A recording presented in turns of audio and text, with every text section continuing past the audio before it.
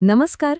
माइंडस्टिक्स foundation ट्रस्टच्या या विशेष सादरीकरणात आपल्या सगळ्यांचं स्वागत आहे. आज आपण अशा 3 शब्दांबद्दल बोलणार आहोत जे आपण जवळपास रोजच ऐकतो. इंटरनेट, इंट्रानेट आणि एक्स्ट्रानेट. वाटतात सारखे पण आहेत खूप वेगळे. आणि आजच्या या कनेक्टेड जगात ह्यातला फरक समजून घेणं खूप खूप महत्त्वाचं आहे. तर आज आपण काय काय बघणार आहोत. आधी आपण या डिजिटल जगांना जोडणाऱ्या संकल्पना समजून घेऊ. मग इंटरनेट, इंट्रानेट आणि एक्स्ट्रानेट म्हणजे काय ते एक एक करून पाहू. त्यांची थेट तुलना करू आणि शेवटी सगळ्यात महत्त्वाचा मुद्दा काय आहे तेही बघू. चला तर मग सुरू करूया. आपण एका अशा जगात आहोत जिथे कोणतीही माहिती अक्षरशः एका क्लिकवर मिळते. पण या सगळ्यामागे एक सिस्टीम आहे, वेगवेगळ्या नेटवर्क्सची एक सिस्टीम. आणि ही नेटवर्क्स आपलं डिजिटल आयुष्य कसं कंट्रोल करतात हे समजून घेणं खूपच इंटरेस्टिंग आहे. तर मग मूळ प्रश्न तोच, इंटरनेट, इंट्रानेट आणि एक्स्ट्रानेट ह्यात नेमका फरक आहे तरी काय? कारण हे शब्द ऐकायला खूप सारखे वाटतात, नाही का? पण त्यांचं काम, त्यांची पोहोच यात जमीन आसमानाचा फरक आहे. चला हाच फरक आज उलगडून पाहूया. चला सुरुवात करूया आपल्या सगळ्यांच्या जवळच्या आणि परिचयाच्या गोष्टीपासून. इंटरनेट हे तर आपल्या माहितीच्या विश्वाचं दारच आहे. सोप्या शब्दात सांगायचं झालं तर इंटरनेट म्हणजे काय? तर जगभरातल्या कॉम्प्युटर नेटवर्क्सचं एक अवाढव्य जाळं. हे असं जाळं आहे जे आपल्या सगळ्यांना संपूर्ण जगाशी जोडतं. आता इंटरनेटची काही खास वैशिष्ट्ये बघूया. सगळ्यात महत्त्वाचं म्हणजे हे कुणासाठी आहे?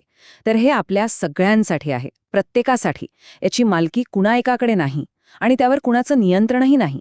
हे एक खुलं मैदान आहे. पण इथे एक गोष्ट लक्षात ठेवायला हवी, ती म्हणजे इंटरनेटवरची सुरक्षा ही पूर्णपणे आपल्यावर म्हणजे वापरकर्त्यावर अवलंबून असते. बरं, आता इंटरनेटच्या अगदी विरुद्ध असलेल्या नेटवर्कबद्दल बोलूया. इंट्रानेट. एक मस्त उदाहरण द्यायचं तर जर इंटरनेट म्हणजे एक सार्वजनिक बाग असेल तर इंट्रानेट म्हणजे आपलं स्वतःचं खाजगी घर.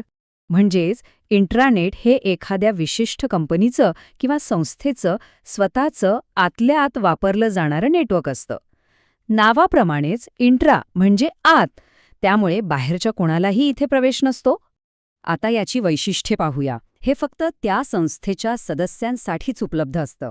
याची मालकी एकाच संस्थेकडे असते आणि ते कंपनीच्या नियमांनुसार चालतं. यात कंपनीची संवेदनशील माहिती शेअर केली जाते आणि म्हणूनच इथे सुरक्षेसाठी फायरवॉलसारखी मजबूत भिंत उभी केलेली असते. उदाहरणार्थ टीसीएस सारखी मोठी कंपनी आपल्या हजारो कर्मचाऱ्यांसाठी एक अंतर्गत नेटवर्क वापरते. या नेटवर्कवरून ते त्यांची महत्त्वाची गोपनीय माहिती आणि कामाची साधनं शेअर करतात. हे इंट्रानेटचं एक उत्तम उदाहरण आहे. ठीक आहे, तर आपण आत्तापर्यंत बघितलं इंटरनेट, जे सगळ्यांसाठी खुलं आहे, आणि इंट्रानेट, जे पूर्णपणे खाजगी आहे. आता तिसरा प्रकार बघू, जो या दोघांच्या मध्ये कुठेतरी आहे, तो म्हणजे एक्स्ट्रानेट. एक्स्ट्रानेटला आपण इंट्रानेटचाच एक पुढचा टप्पा किंवा विस्तार म्हणू शकतो. हे असे एक खाजगी नेटवर्क आहे जे एका कंपनीला त्यांच्या निवडक बाहेरच्या लोकांशी, म्हणजे त्यांचे सप्लायर्स असतील किंवा विक्रेते असतील, त्यांच्यासोबत सुरक्षितपणे माहितीची देवाणघेवाण करायला मदत करतं. मग ह्यात काय खास आहे? तर इथे सदस्य आणि अधिकृत बाहेरील भागीदार दोघांनाही प्रवेश असतो. पण हा प्रवेश नियंत्रित असतो, म्हणजे करारनाम्यांद्वारे. यात व्यावसायिक सहकार्यासाठी माहिती शेअर केली जाते आणि सुरक्षेसाठी इथेही फायरवॉल असतो. प्रवेश मिळवण्यासाठी एक वैध युजरनेम आणि पासवर्ड लागतोच.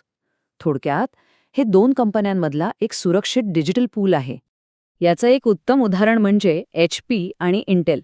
जेव्हा या 2 मोठ्या कंपन्यांना एकत्र येऊन काम करायचं असतं तेव्हा ते त्यांच्या व्यावसायिक कामांसाठी आणि माहितीच्या देवाणघेवाणीसाठी एका सुरक्षित नेटवर्कचा वापर करतात. हे नेटवर्क म्हणजेच एक्स्ट्रानेट. चला तर मग आतापर्यंत जे काही पाहिलं ते एकाच ठिकाणी मांडून बघूया. या तिन्ही नेटवर्क्सची एक थेट तुलना करू, म्हणजे सगळं चित्र एकदम स्पष्ट होईल. या तक्त्याकडे बघितलं की फरक लगेच लक्षात येतो. प्रकार बघा, इंटरनेट आहे सार्वत्रिक, इंट्रानेट आहे खाजगी आणि एक्स्ट्रानेट आहे अर्धखाजगी. उपलब्धता पण तशीच आहे. इंटरनेट सगळ्यांसाठी, इंट्रानेट फक्त सदस्यांसाठी आणि एक्स्ट्रानेट सदस्य आणि त्यांच्या निवडक भागीदारांसाठी. साहजिकच त्यांची मालकी, नियमन आणि उद्देश हे सुद्धा याच गोष्टींवरून ठरतात. आणि सुरक्षेचं काय? इथे तर खूप मोठा फरक आहे. इंटरनेटवर सुरक्षा ही वापरकर्त्याची जबाबदारी असते, पण इंट्रानेट आणि एक्स्ट्रानेटमध्ये तिथे कंपनी किंवा संस्था स्वतः फायरवॉल लावून सुरक्षेची हमी घेते. तर मग या सगळ्याचा सार काय? या सगळ्या माहितीचा मुख्य मुद्दा काय आहे? तो एका खूप सोप्या गोष्टीत दडला आहे. आणि तो मुद्दा आहे प्रवेश म्हणजे ॲक्सेस. या नेटवर्क्समधला सगळ्यात मोठा आणि मूलभूत फरक एकाच प्रश्नावर येऊन थांबतो. माहिती वापरण्याची परवानगी कोणाला आहे? बस, या एका प्रश्नाच्या उत्तरातच या तिघांमधला फरक लपलेला आहे. आणि जाता जाता एक विचार आपल्यासाठी. आपलं आयुष्य, आपलं जग दिवसेंदिवस डिजिटल होत चाललंय. मग भविष्यात काय होईल? या सार्वजनिक आणि खाजगी नेटवर्क्समधल्या सीमा अजून पुसट होतील की अधिक घट्ट? विचार करायला लावणारा प्रश्न आहे, नाही का? यावर नक्की विचार करा. पुन्हा भेटूच.